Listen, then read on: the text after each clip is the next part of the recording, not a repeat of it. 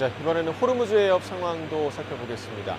자, 안동주 특파원, 이란의 발표 하루 만에 이라크산 원유를 실은 유조선이 호르무즈 해협을 통과했다고요.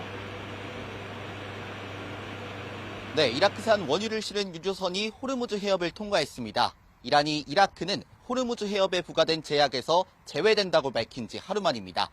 이 선박 추적업체에 따르면 이라크산 원유 약 100만 배럴을 산적한 유조선 오션 썬더가 이 해협을 빠져나간 것으로 나타났습니다.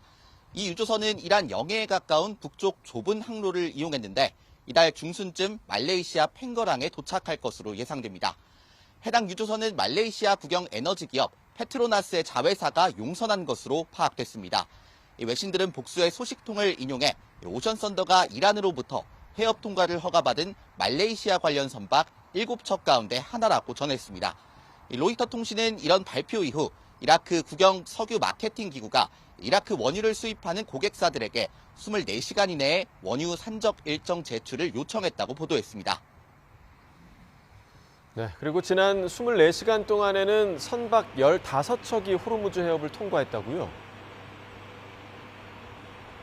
네, 그렇습니다. 이란 반관영 파르스 통신에 따르면 최근 24시간 동안 이란의 사전 허가를 받은 선박 15척이 호르무즈 해협을 통과했습니다.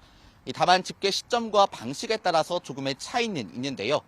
블룸버그 통신은 지난 주말 이후 상선 16척이 호르무즈 해협을 통과했다고 보도했습니다. 여기에는 벌크선과 유조선, LPG 운반선 등 11척이 포함됐는데 벌크선 가운데 일부는 식량을 운송한 것으로 전해졌습니다. 전해드린 것처럼 이라크산 원유를 실은 유조선 오션 썬더도 여기에 포함됐습니다. 반대로 페르시아만으로 진입한 선박도 일부 확인됐는데요. 화학제품 운반선과 컨테이너선 등 5척이 걸프 해역으로 들어왔다고 블룸버그 통신은 전했습니다. 이 가운데 일부 선박은 이란과 연계돼 미국의 제재 대상에 포함된 것으로 알려졌습니다. 지난 24시간 동안 확인된 선박은 대부분 이란의 라라크 섬과 캐슘 섬 사이 좁은 북쪽 항로를 이용한 것으로 나타났습니다. 이란이 해협 통행을 직접 통제하며 전쟁 초기처럼 전면 봉쇄가 아닌 선별 개방 체제로 전환된 영향으로 풀이됩니다. 네, 그렇다면 이란이 호르무즈 해협에 대한 통제권을 사실상 공식화한 겁니까? 네, 그렇습니다. 이란 이슬람 혁명 수비대는 호르무즈 해협은 결코 이전 상태로 돌아가지 않을 것이라고 밝혔습니다. 특히 전쟁 상대국인 미국과 이스라엘에 대해서는 기존과 같은 항행이 불가능할 것이라고 경고했습니다.